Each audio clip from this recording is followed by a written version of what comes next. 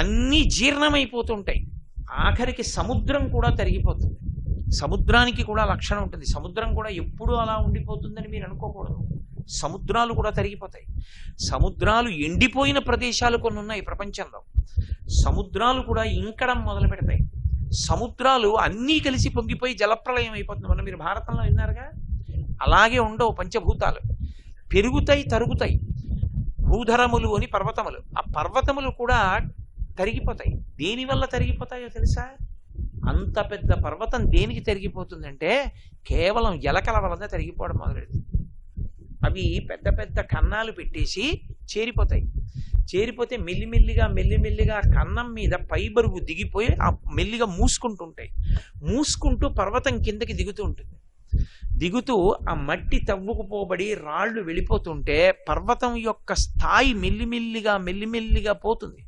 కూర్చుని తింటే కొండలైనా కరిగిపోతాయంటారు మన వాళ్ళు. అలా కొండలు కూడా క్షీణత్వాన్ని పొందుతాయి. కానీ ఎప్పుడూ తాను ఎలా ఉన్నాడో అలాగే ఉండిపోయేవాడు ఒక్కడే ఉన్నాడు ఈ ప్రపంచంలో. వాడే పరమాత్మ. ఇప్పుడు అది ఆ మాటకు అర్థం ఏమిటంటే దక్షిణశ్చాసౌ అమూర్తిశ్చ దక్షిణామూర్తి. ఆయన ఇంతటి సమర్థత కలిగిన వాడు, ఇన్ని చేస్తున్నవాడు, ఇన్ని చేస్తూ తాను కనపడడు.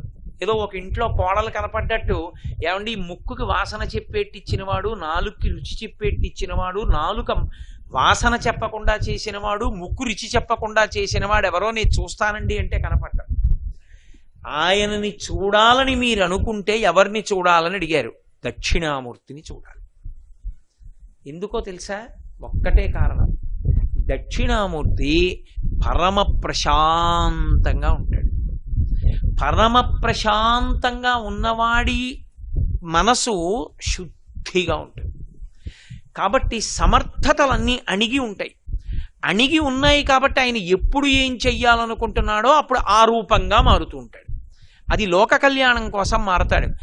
అన్ని సమర్థతలు తన యందు పెట్టుకున్నాడు కాబట్టే అవసరమైతే నటరాజుగా ఉంటాడు, అవసరమైతే భైరవుడుగా ఉంటాడు, అవసరమైతే సోమస్కందుడుగా ఉంటాడు. ఇవేమీ అక్కర్లేదనుకున్నప్పుడు ఆయన యథార్థ స్వరూపం ఏమిటి అంటే దక్షిణామూర్తి. అన్ని శక్తులు తన యందే ఉంచుకుని ప్రశాంతంగా ఏ కదలిక లేకుండా తనలో తాను రమిస్తాడు. ఇప్పుడు అలా ఉంటే ఏమిటండి ప్రయోజనం అని మీరు అడగచ్చు. దక్షిణామూర్తి యొక్క స్వరూపానికి ఉన్న గొప్పతనం ఏమిటంటే అసలు మనం మనుష్య జన్మలోకి వచ్చిన తరువాత మీరు ఏ కార్యక్రమం చెయ్యండి అన్నిటి యొక్క ప్రయోజనము ఒక్కటే, శాంతి. ఇప్పుడు నేను ఈ దక్షిణామూర్తి వైభవాన్ని మీకు ఎందుకు చెప్తున్నానో తెలుసా? ఈ చెప్పడంలో నాకు శాంతి ఉంది. అమ్మయ్యా, అక్కడ ప్రతిష్ఠ జరుగుతుంటే నా స్వామి గురించి 2 రోజులు చెప్పుకున్నాను, నాకు ఎంతో శాంతి ఉంటుంది. విని మీరేం పొందారో ఈశ్వరుడికి తెలియాలంతే. కానీ నాకు మాత్రం శాంతి ఉంది. అందరూ ఏమనుకుంటారంటే పాపం కోటేశ్వరారు 2 రోజులు ఉపన్యాసాలు చెప్పారండి అంటారు. దాంట్లో నాకు కష్టం ఉంటే మీరు గుర్తుపెట్టుకోండి, అసలు నేను ఉపన్యాసాలు చెప్పలేను. ఏది చేస్తే ఎవడికి శాంతి కలుగుతోంది అన్న దాన్ని బట్టి వాడికి ఈశ్వరుడు అనుగ్రహం ఎంత ఉందో తెలుస్తుంది. ఒకడికి నిష్కారణంగా అవతలవాడిని కొడితే శాంతి పొందాడు అనుకోండి, వాడి ఎందు రాక్షసత్వం ఉంది, ఈశ్వరానుగ్రహం లేదు. ఒకడు నిష్కారణంగా ఓ చెట్టు దగ్గర నిలబడి ఆకులు తుంపుతూ మాట్లాడతాడు, అదో హింస. ఎందుకు ఆకులు తుంపడం అంటే వాడిలో పైశాచిక ప్రవృత్తి ఉంది. ఒక ఆయనకి దక్షిణామూర్తికి ధ్యాన మంటపం కట్టడంలో శాంతి ఉంది అంటే ఆయన ఈశ్వరానుగ్రహాన్ని పొందాడని గుర్తు. ఒక ఆయన సరోవరానికి మెట్లు కట్టాడు, ఏ ఆడబ్బులు కూడా పెట్టుకుని ఆయన ఇంట్లో సుఖంగా ఉండాలి, ఇంకో కారు కూడా కొనుక్కుని. అంటే ఇది కట్టి 10 మంది స్నానం చేస్తారని ఆయన పొంగిపోయాడు. ఒక మంచి పని చేత శాంతి పొందితే ఈశ్వరానుగ్రహాన్ని కలిగి ఉన్నాడని మీరు నిర్ధారించవచ్చు. అది నిలబెట్టుకోవాలి, పెంచుకోవాలి. అది ఎందుకు పోతుందంటారేమో, నే చేశాను అంటుంటే తీసేస్తాడు. ఎందుకని? చేయడానికి సమర్థతలన్నీ ఆయన ఇచ్చినవి, సమర్థతలన్నీ ఆయనవి, అన్ని శక్తులు ఆయన యందు అణిగి ఉన్నాయి. ఆ శక్తి ఇచ్చి అవునరా నువ్వే చేశావురా అని పొంగిపోతాడు. స్వామి నన్ను అలా బుకాయించకండి, మీరు చేయించారన్నారనుకోండి చాలా పొంగిపోతాడు. అది తేడా. కాబట్టి యథార్థమునకు ఒక మంచి పని చేసేటప్పుడు అది చెడ్డ పని కానివ్వండి, కానీ నేను దాన్ని సోదాహరణంగా పేర్కొనకూడదు. కాబట్టి ఒక మంచి పని చేయడం వల్ల అవతల వాళ్ళు ఎంత శాంతి పొందారు పక్కనుంచండి, చేసిన వాడు శాంతి పొందుతాడు ముందు. అది లక్షణం వైదిక సంప్రదాయంలో. చేసి శాంతి పొందాలి. చేసి శాంతి పొందితే అది నువ్వు ఏది చేసి శాంతి పొందుతున్నావు అన్నది ప్రమాణం. అది నడవడిని గమనించుట అన్న మాటకు అర్థం ఏంటంటే, ఈయన ఎప్పుడు సంతోషంగా ఉంటాడు? దేనికి సంతోషంగా ఉంటాడు? సినిమాకెడితే సంతోషంగా ఉంటాడా? భారతం చదువుకుంటుంటే సంతోషంగా ఉంటాడా? ఓ గుళ్ళోకెడితే సంతోషిస్తాడా? ఇంట్లో ఏసీ వేసి పడుకుంటే సంతోషిస్తాడా? తనకున్న దాంట్లో ఇతరులకి ఏదైనా మంచి పని చేద్దామని తాపత్రయపడి సంతోషిస్తాడా? దాచుకు సంతోషిస్తాడా? అది చారిత్రమేవ వ్యాఖ్యాతి అంటాడు రామచంద్రమూర్తి రామాయణంలో. ఒక వ్యక్తి నడవడిని గమనించు, దేని చేత శాంతి పొందుతున్నాడో చూడు, దానిని బట్టి ఈశ్వరానుగ్రహం ఉన్నదా, పైశాచిక ప్రవృత్తి ఉన్నదా లెక్క పెట్టుకో. గురువేం చెయ్యాలి? మంచి పనుల చేత శాంతి పొందుతున్నవాడైతే అహంకారం పొందకుండా ఇంకా మంచి పనులు చేసేట్టు చెయ్యాలి. అది గురువు యొక్క కర్తవ్యం. ఎందుకని శిష్యుడు అక్కడ పాడవకుండా చూస్తుండాలి గురువు గారు. ఇప్పుడు దక్షిణామూర్తి స్వరూపంలో ఏముంది? శాంతం ఒక్కటే ఉంది. ఎందుకని? అన్నీ అణిగిపోయి ఆయన ఏమీ చేయడు, పరమ ప్రశాంతంగా ఉంటాడు. సమర్థత లేక కాదు, అన్ని సమర్థతలు ఉన్నాయి, కానీ ప్రశాంతంగా కూర్చున్నాడు. మీరు చూడండి, సాధారణంగా చాలా పెద్ద అధికారి ఆయన.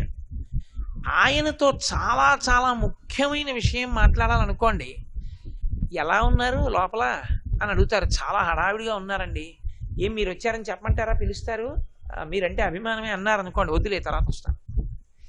ఏ టైంలో కాస్త ప్రశాంతంగా ఉంటారా అయినా అని అడిగితే, సార్ ఆదివారం నాడు మాత్రం సాయంకాలం పూట్ల ఎక్కడికి వెళ్ళరండి ఆయన.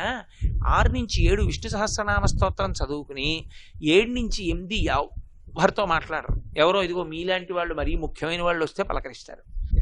ప్రశాంతంగా కూర్చుంటారండి ఇంట్లో. అంటే అయితే ఈ ఆదివారం 7:30కు వస్తాను ఒకసారి అంటాడు. ఎందుకని?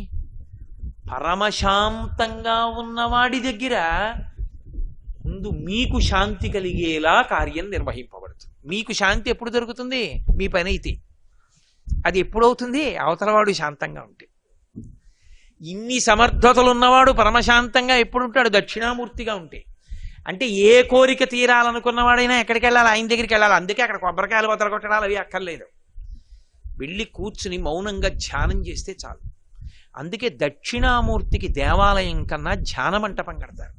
అందుకే మీరు చూడండి, దక్షిణామూర్తిని దేవాలయంగా నిర్మాణం చేయడం కన్నా దక్షిణామూర్తికి శైవాగమం ఏం చెప్పిందంటే దక్షిణం గోడలో పెట్టమని చెప్పింది.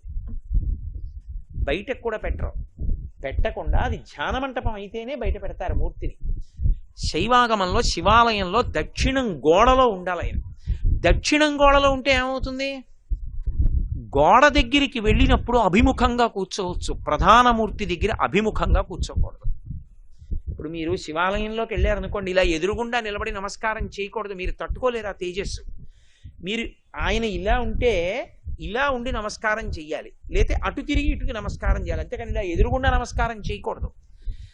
దక్షిణామూర్తి దక్షిణం గోడలో ఉన్నారనుకోండి, ఇప్పుడు ఆయన దక్షిణాన్ని చూస్తూ ఉంటారు. మీరు ఎదురుగుండా కూర్చోవచ్చు, గోడలో ఉన్నారు కాబట్టి. ప్రధానమూర్తి కాదుగా, కూర్చుని ఉత్తరాభిముఖంగా కూర్చోవచ్చు. కూర్చుంటే ఏమవుతుంది అని అడుగుతారేమో. మీరు దేని దగ్గర కూర్చున్నారో ఆ లక్షణం మీకు వస్తుంది. అది అందుకు దక్షిణామూర్తి స్వరూపం గొప్పది. విచిత్రం ఏమిటంటే, శివాలయానికి ప్రదక్షిణం చేసేటప్పుడు దక్షిణామూర్తి దగ్గర నిలబడి ప్రదక్షిణం చేసి వెళ్ళిపోకూడదు. అసలు వీడికి ప్రదక్షిణ విధానం తెలుసని గుర్తు ఏమిటంటే, దక్షిణం దగ్గరికి వెడితే కూర్చోవాలి ఒక 5 నిమిషాలు. అందుకే ఆదరాబాదరాగా శివాలయంలోకి వెళ్ళక నువ్వేం పొందుతావు అంటారు. దక్షిణం గోడ దగ్గరికి వెడితే కూర్చుంటారు. ఎందుకు కూర్చుంటారంటే ఎదురుగుండా దక్షిణామూర్తి ఉంటారు. సంధ్యావందనం చేసుకుందామని వెళ్తున్నానండి, ఏదో నా అదృష్టమో దురదృష్టమో 2వ అంతస్తులో ఉన్నాను. గ్రిల్లోంచి అన్నీ కనపడుతుంటాయి. ఎవరో వ్యక్తి హా హా అంటున్నాడు. ఏమిట్రా అని ఇలా చూశాను. పందుల్ని తరుగుతున్నాడు. ఎందుకు పందుల్ని తరుగుతున్నాడని చూసే లోపల పరిగెడుతున్న పందుకి ఉచ్చు వేసి పట్టుకుని అది అరుస్తుంటే మూతి కడుతున్నాడు. ఇప్పుడు నా మనసు ఏమవుతుంది? కదిలిపోయిందా? అబ్బా ఎంత బాధపడిందిరా అది అని నేను వెళ్ళి గాయత్రి చేద్దామని గాయత్రి చేస్తున్నాను అనుకోండి, నాకు గాయత్రి పాదాలు కనపడతాయా, మూతి కట్టేస్తున్న పంది కనపడుతుందా? నాకు చెప్పండి, ఏది కనపడుతుంది? నేను ఎటువంటి సన్నివేశం ముందు కూర్చున్నానో దానికి అనుగుణంగా కాలమునందు నియతి మనసు యొక్క ఆర్ద్రతని బట్టి ఉంటుంది. ఆ మనసు చాలా మెత్తని మనసు అనుకోండి, దాని ప్రభావం కొన్ని రోజులు ఉండొచ్చు, చెప్పలేము. అది కొంచెం గట్టి మనసు అనుకోండి, ఓ 10 నిమిషాలకు మర్చిపోవచ్చు. ఇప్పుడు పోయిందా ఆ రోజు సంధ్యావందనంలో, ఆ రోజు గాయత్రి పోయిందా లేదా? నీకు ఎదురుగుండా నీ ధ్యాన శ్లోకంలో ధ్యాన స్వరూపం కనపడిందా? కనపడదు. ఎందుకని? మనసు ఒక్కసారి ఉవ్వెత్తున పైకి ఎగిరిపోయింది. భూమి లోపల ఏదో పెద్ద విస్ఫోటనం సంభవిస్తే గులకరాళ్ళు కూడా పైకి లేచి తగిలితే ఎముకలు విరిగిపోయినట్టు అంత శక్తి ఎక్కడిది గులకరాయికి? భూమి లోపల విస్ఫోటనం అలా పైకి లేచింది. అలా విస్ఫోటనం సంభవిస్తుంది మనసు. అది అలా పైకి లేస్తుంది. లేస్తే అది మళ్ళీ వెనక్కి అణగాలి. అణిగితే తప్ప నువ్వు అడిగిన దాన్ని అది చూపించదు, అదే చూపిస్తూ ఉంటుంది. దేన్ని వలన ఉద్వేగాన్ని పొందావో అది చూపిస్తుంది. మిగిలిన రూపాలన్నిటికీ ఉన్న పరిమితి ఏమిటో తెలుసా? అవన్నీ భావోద్వేగంతో వచ్చాయి. ఒక రాక్షస సంహారం చెయ్యాలని వచ్చిందనుకోండి ఒక అవతారం, రాక్షస సంహారం చెయ్యాలి కాబట్టి ఓ ధనస్సు పెట్టుకుంటుంది, ఓ బాణం పట్టుకుంటుంది, అది యుద్ధాలు చేస్తుంది, నెత్తురు కార్చేట్టు చేస్తుంది. ధర్మ సంరక్షణ పక్కన పెట్టండి, అది యుద్ధం చేస్తుంది. కాబట్టి ఆ అవతార చరిత్ర యందు కొంత రక్తసిక్తమైనటువంటి విషయాలు ఉంటాయి. అవి మీ మనసుని కదుపుతాయి. కొంత ఆర్ద్రతో, శోకమో, దయో, కారుణ్యమో, బాధో ఏదో ఒకటి కదులుతుంది. సీతారాముల కథే విన్నారనుకోండి, ఒక్కొక్కసారి ఏడుపు వస్తుంది. ఆ ఏడుపు మంచి ఏడుపైనా ఏడుపు వచ్చిందా లేదా, కదిలిందా లేదా మనసు? అవతారముల యందు భావోద్వేగత ఉంటుంది కాబట్టి కదులుతాయి. దక్షిణామూర్తి అవతారం కాదు. చాలామంది తెలియక దక్షిణామూర్తి అవతారం అంటారు. దక్షిణామూర్తి అవతారము కాదు, దక్షిణామూర్తి మూలస్థానం, అందులోంచి అవతారాలు వచ్చాయి. అదే అవతారం అయితే అది కూడా పొంగిందని గుర్తు. కుంగేది, కుంగిపోతే దక్షిణామూర్తి. అన్నీ అణిగిపోయి ప్రశాంతమూర్తి అయిపోతాయి. కాబట్టి ఇప్పుడు దక్షిణామూర్తి పరమశాంతంగా కూర్చుంటాడు. పందిని పట్టుకోవడం చూస్తే మనసు ఉద్వేగపడింది, కోపిష్టి వాడితో మాట్లాడారు, మీకు కోపం వస్తుంది.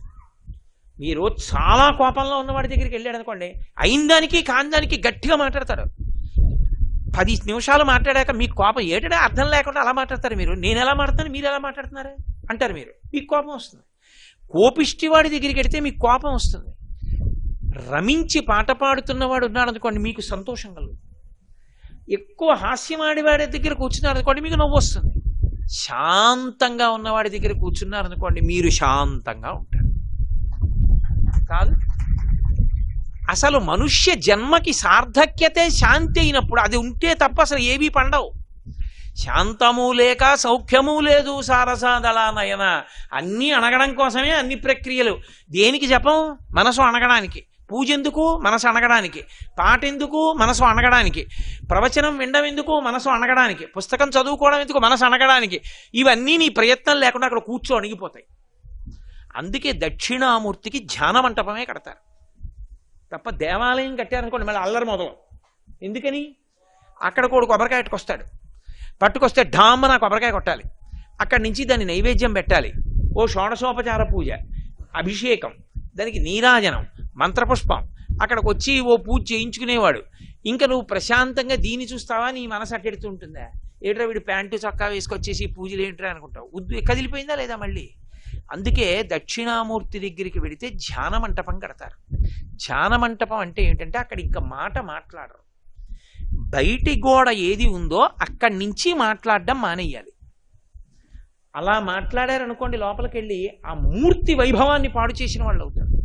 ఆయనకి చిరాకు వస్తుంది. కాబట్టి బయట గోడ దగ్గర నుంచి మౌనం, ఏమీ మాట్లాడకుండా లోపలికి వెళ్ళి కూర్చుంటాడు. ఇప్పుడు మీరు మాట్లాడకుండా కూర్చుంటే సగం భావాలు తమంత తాము అడిగిపోతాయి. మాట్లాడలేదు కదా, గొడవకు అవకాశం లేదు. ఇక ప్రశాంతంగా ఉంటాడు.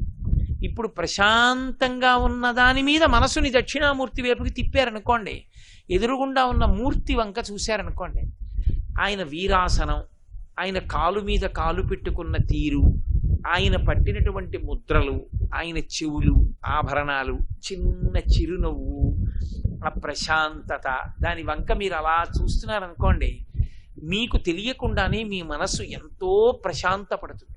అంత ప్రశాంత పడగానే మీ రక్తం యొక్క వేగం నియంత్రింపబడుతుంది, హృదయ స్పందనం నియంత్రింపబడుతుంది, ఎన్నో అనారోగ్యాలు తగ్గుతాయి. లోపల ప్రశాంతపడి పైకొచ్చారు కాబట్టి మంచి ఆలోచనలు వస్తాయి. అందుకే సమస్త కటాక్షములకు ఆలవాల మీది అంటే దక్షిణామూర్తియే.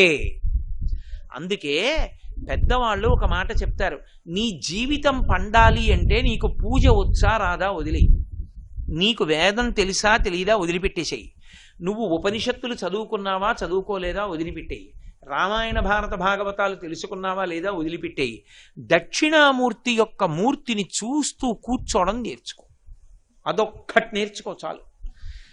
ఏమక్కర్లేదు, ఇంకా దక్షిణామూర్తిని పెట్టుకుని రోజు కాసేపు ఆయన్ని చూస్తే చాలు. మీకు నేను ఇంకా విచిత్రమైన విషయం చెప్పనా? చంటి పిల్లలు కొంచెం కొంచెం పెరిగి పెద్దవాళ్ళు అవుతున్నప్పుడు ఇంట్లో అందమైన దక్షిణామూర్తి విగ్రహం ఉండి, విగ్రహం అంటే ఫోటో కనీసం ఉండి, పిల్లలు కాసేపు దాని వంక చూడడం అలవాటైతే మీరు చూడండి, నేను యథార్థం చెప్తున్న, పెద్దలు నిర్ణయం చేసింది, వాళ్ళు కళ్ళు తిప్పి ఆడుకుంటూ ఆడుకుంటూ పాకడం కూర్చోవడం వచ్చినప్పుడు చూసినప్పుడు వాళ్ళు నిశ్చలంగా కాసేపు ఇలా దక్షిణామూర్తి వంకే చూస్తారు. పిల్లలు చిన్నతనంలో దక్షిణామూర్తి వంక అలా ఎదురుగుండా కూర్చుని చూస్తే 2 ఫలితాలు వస్తాయి. అపమృత్యు దోషం పోతుంది, సరస్వతి కటాక్షం కలుగుతుంది. అందుకే అసలు ఇంట దక్షిణామూర్తి ఫోటో లేని ఇల్లు ఉండరాదు. అంత మంగళప్రదమూర్తి ఎవరు అంటే దక్షిణామూర్తియే.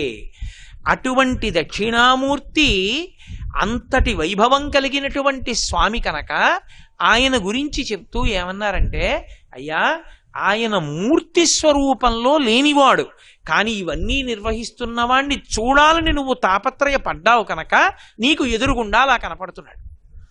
ఇప్పుడు ఆయన గురించి చెప్పేటటువంటి శ్లోకం ప్రారంభం చేస్తూనే చిత్రం అంటూ మొదలెట్టారు. అలా శ్లోకం ఎక్కడా ప్రారంభం కాల. ఈశ్వరుడి స్తోత్రం, ఈశ్వరుడికి సంబంధించిన ధ్యాన శ్లోకం, అలా మొదలైన శ్లోకం ఒక్క దక్షిణామూర్తికే ఉంది. చిత్రం అని మొదలెట్టారు. చిత్రం అంటే అబ్బా చాలా ఆశ్చర్యం అని. ఏమిటి ఆశ్చర్యం? ఏమిటి ఆశ్చర్యమో నువ్వు ఆ శ్లోకం అర్థమైతే నీకు తెలుస్తుంది. అప్పుడు నీకు దాన్ని చూడాలని కుతూహలం పుడుతుంది. లోకంలో ఆశ్చర్యం అన్నాను అనుకోండి, నేను మీకు చూడాలనిపిస్తుంది.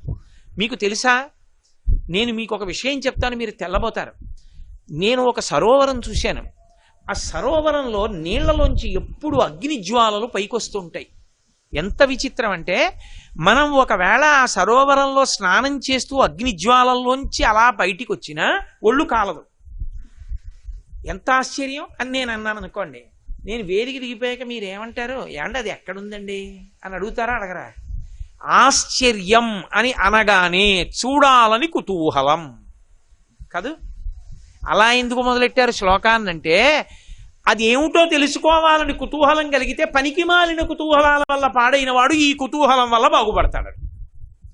ఎందుకంటే లోకంలో అన్నీ చెడ్డవే కావు, కొన్ని మంచి ఉంటాయి.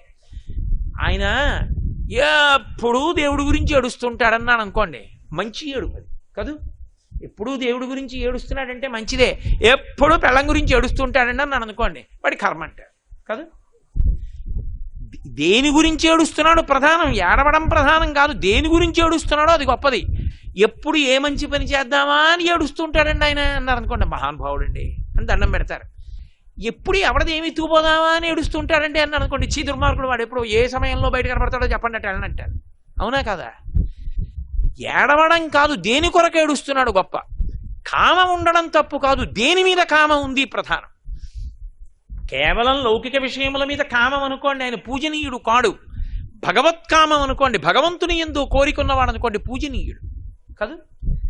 కామం తప్పనకూడదు. ఏ కామం అని అడగాలి, అప్పుడు తప్పో ఒప్పో చెప్పాలి. అంతేగాని ఆయనకి విశేషమైన కామం అండి అన్నాను అనుకోండి, చీ దుర్మార్గుడు అనేకూడదు. ఆయనది భగవత్కామం అయితే నువ్వు లెంపలేసుకోవాలి. మళ్ళీ ఎందుకు వచ్చింది? ఏ కామం అని అడగాలి. కాబట్టి కోరిక ఉండడం తప్పు కాదు, ఏడవడం తప్పు కాదు. దేని మీద కోరిక, దేని మీద ఏడుపు, అది తెలుసుకుని చెప్పాలి. చిత్రం కుతూహలం. చిత్రం అనగానే ఆశ్చర్యం. అబ్బా ఎంత ఆశ్చర్యం అండి అని మొదలైంది శ్లోకం. అనగానే మీరు ఇప్పుడు ఏమనాలి? అదొకటే నేను చెప్పా, శ్లోకం వదిలేశాను అనుకోండి. ఏమన్నా బాబు ఆ శ్లోకం చెప్పండి, అది ఏమిటో, అది ఏమిటి చిత్రం, ఏమిటి ఆశ్చర్యం అంటే మనకి లోకంలో పాడవడానికి కారణం ఏమిటంటే ఆశ్చర్యం అన్న మాటే పాడు చేసేయడానికి కారణం. మీరు బాగా గమనించాలి సుమా, నేను వేదాంత సంబంధమైన విషయాన్ని చాలా తేలిక భాషలోకి తర్జుమా చేసి మాట్లాడుతున్నాను. మీరు ఎప్పుడైనా చూడండి, ఇది నీకు అనవసరం అన్నారనుకోండి, అదే తెలుసుకునే ప్రయత్నం చేస్తాడు. లోకంలో పాడైపోవడానికి కారణం అక్కడే ఉంటుంది. ఈ వయసులో నీకు ఇది అనవసరం అని మీరు అన్నారనుకోండి, వాడు అదే తెలుసుకోవాలని చూస్తాడు. ఒరే, నీకు ఎప్పుడు ఏది అవసరమో నాకు తెలుసు, అప్పుడు నేను నీకు సమకూరుస్తానన్న తండ్రి మాట విని కుతూహలాన్ని చంపేసుకున్నాడు అనుకోండి. మా నాన్నగారు ఏది చూడమన్నారో, ఏది వినమన్నారో, ఏది చదవమన్నారో, ఏది చెయ్యమన్నారో అదే చేస్తానన్నాడు అనుకోండి, బాగుపడిపోయాడా లేదా? అక్కర్లేని వాటి మీద కుతూహలమే కదా మనిషిని పాడు చేసేది. ఇప్పుడు ఆ కుతూహలాన్ని తిప్పాలి, ఇంకొక వైపుకి తిప్పాలి. దేని వైపుకి తిప్పితే బాగుపడతాడో అటు వైపుకి తిప్పాలి. వీడికి ఎలాగో అలవాటు ఉంది, ఏదైనా ఆశ్చర్యం అంటే ఏమిటండి అది అంటుంటాడు. అందుకని అలా మొదలెట్టారు. ఏమిటండి అది అంటాడేమో, అన్న తర్వాత తెలుసుకుంటాడేమో, తెలుసుకుని చూడ్డానికి ఎడతాడేమో, విడితే బాగుపడతాడు. కాబట్టి చిత్రం ఏమిటి? వటతరోర్మూలే వృద్ధా శిష్యా గురుర్యువా గురోస్తు మౌనం వ్యాఖ్యానం శిష్యాస్తు చిన్న సంశయా. దక్షిణామూర్తి అన్నమాట వాడలేదు, వాడకుండా చెప్తున్నారు శ్లోకం. చిత్రం ఆశ్చర్యం. ఏమిటి ఆశ్చర్యం? వటతరోర్మూలే, ఇది ఆశ్చర్యం. వటతరువు అంటే, వట అన్న మాటకు అర్థం ఏంటంటే మర్రి చెట్టు, మర్రి అని. తరువు అంటే చెట్టు, మూలే అంటే దాని మొదట్లో. మర్రి చెట్టు మొదట్లో కూర్చున్నాడు. మర్రి చెట్టు మొదట్లో కూర్చుంటే అంత ఆశ్చర్యం ఏంటి? మర్రి చెట్టు మొదట్లో కూర్చోరా? మర్రి చెట్టు ఉంటుందా? లేకపోతే దానికి అంత గొప్పగా మాట్లాడడం ఎందుకు? ఋషి మాట్లాడాడు అంటే ఏదో అర్థం ఉంది అని గుర్తు, లేకుండా మాట్లాడడం. ఇన్ని చెట్లుంటే దక్షిణామూర్తి అన్నీ వదిలేసి అశ్వత్థ వృక్షం ఉందిగా, రావి చెట్టు కింద కూర్చోవడం మానేసి మర్రి చెట్టు కింద ఎందుకు కూర్చున్నాడు? దాన్ని జాగ్రత్తగా తెలుసుకోవాలి. వట అన్న మాటకి సంస్కృతంలో అర్థం ఏమిటంటే, వటవృక్షము అన్నదానికి ఒక లక్షణం ఉంటుంది. ప్రపంచంలో అన్ని జీవులు కూడా చేతితో నోటితో నీళ్లు తాగుతాయి. చేతులున్నవన్నీ చేతితో పట్టుకు తాగుతాయి, ప్రధానంగా నోటితో తాగుతాయి. కాళ్ళ ద్వారా నీళ్లు తాగేవి ఏవి ఉండవు. కాళ్ళతో నీళ్లు తాగుతుందండి, దాహం వేస్తే నీళ్లలో కాళ్ళెట్టి పీల్చుకునేవి ఏవి ఉండవు. కింద నుంచి పైకి లాగవు, పైనుంచి కిందకు వదులుతాయి నీటిని. ఒక్క చెట్లు మాత్రం కింద నుంచి పైకి లాగుతాయి, పాదాల్లోంచి నీటిని తలకెక్కించుకుంటాయి, వేళ్లల్లోంచి పైకి కదా ఎక్కుతాయి. అసలు చెట్టే విచిత్రం. సృష్టిలో చెట్టు చాలా విచిత్రం. ఎందుకో తెలుసా? అది పాదాలతో నీళ్లు లాగుతుంది. పాదాలతో నీళ్లు లాగడం ఒక ఎత్తు అయితే, ఎక్కడానికి ఉపయోగపడుతుంది. ఎత్తి ఎక్కడానికి ఉపయోగపడేది ఏదంటే, లోకంలో తనంత తాను ఏర్పడింది చెట్టు ఒకటే. మీకు ఎప్పుడైనా దూరంగా ఉన్న చూడాలంటే సాధనము తనంత తానేదో తెలుసా? చెట్టే. మీరు అందుకే రామాయణం కానీ భారతం కానీ పరిశీలన చేస్తే, నీళ్ళు ఎక్కడున్నాయిరా అన్నారనుకోండి, చెట్టెక్కి చూడంటారు. రాముడు లక్ష్మణస్వామితో అంటాడు, చెట్టెక్కి చూడు ఎక్కడుందో సరోవరం అంటాడు. చెట్టెక్కితే నీళ్లు కనపడతాయా? కనపడచ్చు, కనపడకపోవచ్చు. దేన్ని బట్టి కనిపెడతారో తెలుసా? చెట్టు పక్షుల కాలవాలం. తడిరెక్కలు కలిగిన పక్షులు వస్తూ ఉంటే దాన్ని బట్టి ఆ దిక్కుగా సరోవరం ఉందని తెలుసుకుంటారు. కాబట్టి చెట్టు ఎక్కడానికి ఉపయోగపడుతుంది. పైకెక్కడానికి ఉపయోగపడే సాధనం ప్రపంచంలో తనంత తాను ఈశ్వర సృష్టిలో వచ్చింది చెట్టు. కింద నుంచి పైకి నీరు లాగుతుంది, అదొక ఎత్తు. వట అన్న శబ్దానికి అర్థం ఏమిటంటే, ఎంత ఎండలోంచి వచ్చినా నీడనివ్వగలిగినది అయి ఉంటుంది. అలా ఎందుకు ఇస్తుందో తెలుసా? వటవృక్ష ఛాయ యందు విశ్రాంతి పొందినాడు అంటారు. బాటసారులందరూ మర్రి చెట్టు దగ్గరికి వెడితే సద్దెన్నపు మూట విప్పుకుని తింటారు, రావి చెట్టు కింద తినరు. ఎందుకో తెలుసా? రావి చెట్టు కింద తినకపోవడానికి ఒక కారణం ఉంది. రావి చెట్టు చప్పుడు ఎక్కువ చేస్తుంది. మీరు ఎప్పుడైనా చూడండి, చిన్న గాలి వేసింది అనుకోండి, మీరు ఏ వేప చెట్టు దగ్గర, కుంకుడు చెట్టు దగ్గర, మామిడి చెట్టు దగ్గర కళ్ళు మూసుకు కూర్చున్నారనుకోండి, గాలి వేస్తే పెద్ద చప్పుడు ఉండదు. రావి చెట్టు దగ్గర కూర్చోండి, తుఫాను వచ్చినట్టు ఉంటుంది. అంత గలగల గలగల కదులుతాయి ఆకులు. మర్రి చెట్టు ఉందనుకోండి, మర్రి చెట్టు ఇచ్చినంత నీడ ఇక ఏ చెట్టు ఇవ్వదు ప్రపంచంలో. ఒక్క మర్రి చెట్టుకే సాధ్యం. కారణం ఏమిటో తెలుసా? తన మూలాన్ని తానే కమ్ముకుంటుంది గుండ్రంగా. అది ఒక్క మర్రి చెట్టుకే శాఖా విస్తరణ. అది మిగిలిన అన్ని చెట్లు కూడా మొదలు నశించిందనుకోండి, ఏ కారణం చేతనైనా కూడా, కొన్ని కొన్ని కారణాలకి మొదళ్ళు పోతాయి చెట్లకి. ఎందుకు పోతాయంటే చెట్టుకి తొర్ర వస్తుంది ముందు. ఆ కాండంలో పెద్ద కాండం అయిన తర్వాత కాండంలో తొర్ర వస్తుంది, తొర్రలో పుచ్చు వస్తుంది, పుచ్చులో విరిగిపోయిన కర్ర మొక్కలన్నీ పడతాయి. ఈ దుర్మార్గులైన వాళ్ళు ఏం చేస్తుంటారంటే తీసుకెళ్లి తొర్రలోకి తీసుకెళ్లి కొన్ని వస్తువులు దాస్తూ ఉంటారు. ఏ పని మీదో వెడుతూ ఆ తొర్రలోకి తీసుకెళ్లి అగ్గిపెట్టి అవి పెడుతూ ఉంటారు. ఎవడో ఒక దుర్మార్గుడు పొరపాటున ఒక నిప్పు రవ్వను అందులో పడేశాడు అనుకోండి తొర్రలో, ఆ చెట్టు పరిస్థితి ఎలా ఉంటుందో తెలుసా?